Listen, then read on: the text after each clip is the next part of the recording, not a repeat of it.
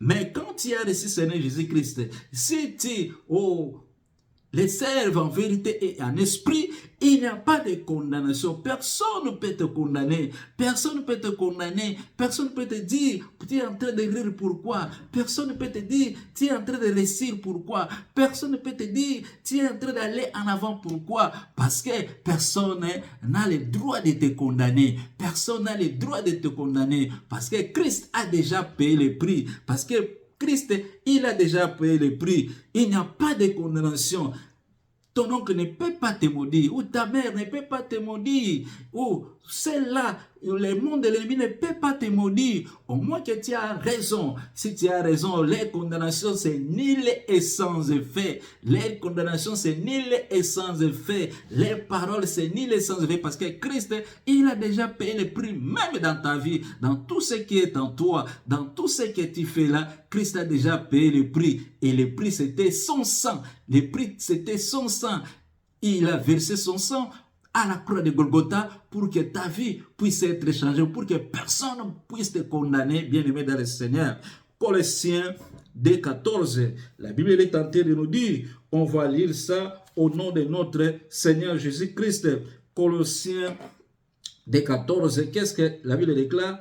Il a effacé l'acte rédigé contre nous, qui nous condamnait par ses prescriptions, et il l'a annulé et à le clouer à la croix. Bien-aimé dans le Seigneur, là en bas 15, il a ainsi dépouillé la domination, les autorités et les a données publiquement à spectacle en triomphant d'elle par la croix. Bien-aimé dans le Seigneur, Christ à la croix de Golgotha, il a effacé l'acte et l'ordonnance qui condamnait ta vie.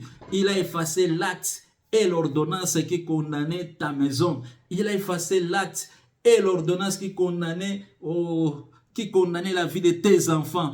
Il a effacé l'acte et l'ordonnance qui condamnait tout ce qui est en toi, ton avenir. Personne ne peut venir auparavant. L'ennemi était en train de venir avec les mandats d'arrêt. Les mandats d'arrêt, les choses, des fois, tu n'as pas fait ça, mais on te condamne déjà. Parce que les jugements de la nuit, les jugements spirituels, là-bas, il y a toujours des condamnations. Là-bas, il y a toujours des condamnations. Si on dit une chose, les choses là, tu ne peux pas vaincre ça. Parce que là, c'est le monde de l'ennemi. Là, c'est les jugements maléfiques. Donc, il condamne toujours les gens. Il ne donne pas raison aux gens. Mais là, c'est la condamnation.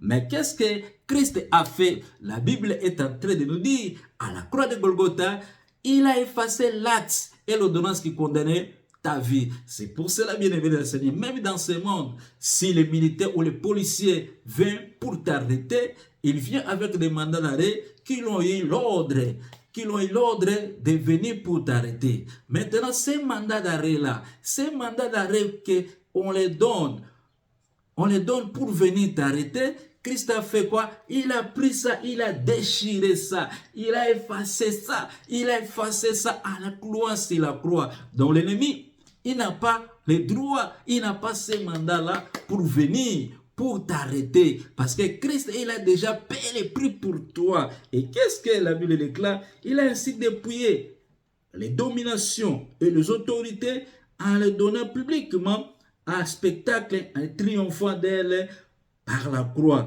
La Bible est en train de nous dire, il a pris ses ennemis, il les a dépouillés, il a demandé où est votre force, où est votre domination, où est votre autorité qui dérangeait les âmes, les corps des enfants de Dieu, qui dérangeait les âmes, les corps de celles-là qui croient à Seigneur Jésus-Christ. Où est votre force? Il les a pris, il les a dégradés, il les a mis son marchepied, il a pris tout ce qui les ennemis, ils l'ont pris dans la main des enfants de Dieu. Qu'est-ce que la Bible déclare?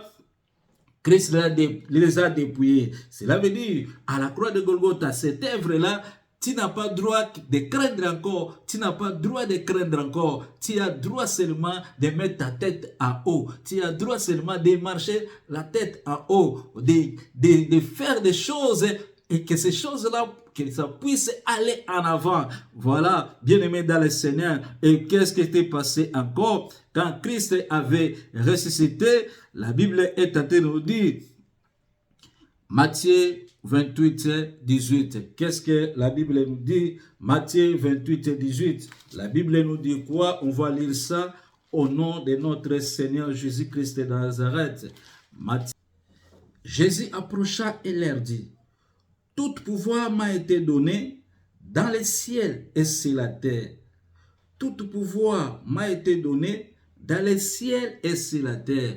Bien-aimés dans le Seigneur, à partir où je vous ai dit, à partir que Christ a été ressuscité, quand Christ a été ressuscité, je vous dis la vérité, tout pouvoir l'a été donné. Tout pouvoir l'a été donné. Ce pouvoir-là, ça commence où? Dans les ciels. Dans les ciels et sur la terre. Donc, aucune force, aucune profondeur, aucune domination, aucune hauteur a la puissance plus que notre Seigneur Jésus-Christ, a la force plus que notre Seigneur Jésus-Christ. Les divinités là que tu sais, ils ont leur commencement et leur fin. Ils ont leur limite.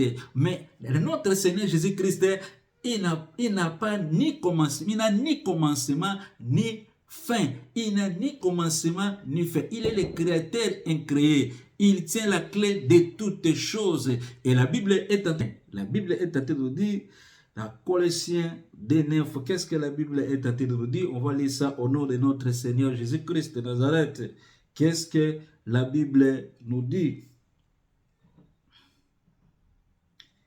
Colossiens 2:9. En effet, c'est en lui habite corporellement toute la plénitude de la divinité. C'est en lui. En effet, c'est en lui qu'habite corporellement toute la plénitude de la divinité. Bien-aimé dans le Seigneur, comme j'ai dit, les autres divinités là que tu connais, tu sais que tu invoques chaque jour, en eux, ils n'habitent pas tout est corporel de plénitude de la divinité. N'habite pas en eux. Mais c'est à notre Seigneur Jésus-Christ, c'est notre roi de gloire qui habite toute plénitude corporellement. À lui qui habite corporellement toute la plénitude de la divinité. Donc toute la plénitude de la divinité habite seulement dans la vie de notre Seigneur Jésus-Christ. Voyez-vous la richesse que tu as?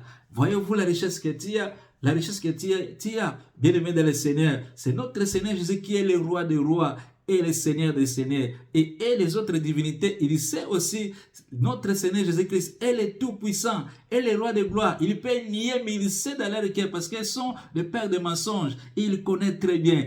Notre Seigneur Jésus-Christ, en lui habite toute plénitude des divinités en lui. C'est lui qui est le véritable Seigneur, c'est lui qui est le véritable Dieu, c'est lui qui est le roi des rois, le roi de gloire, le Seigneur des seigneurs. C'est pour cela que vous puissiez être guéris, que l'Éternel puisse vous donner tout ce que vos cœurs est en train de chercher, que celles-là, ceux qui ont des problèmes, qu'ils puissent avoir encore la solution. Et celles qui ont perdu l'espoir, je vous appelle, qu'ils puissent avoir encore l'espoir à notre Seigneur Jésus-Christ. Il va faire de grandes choses dans ta vie. Il va restaurer ton âme, ton corps, ton esprit. Au nom tout puissant de notre Seigneur Jésus-Christ de Nazareth. Amen.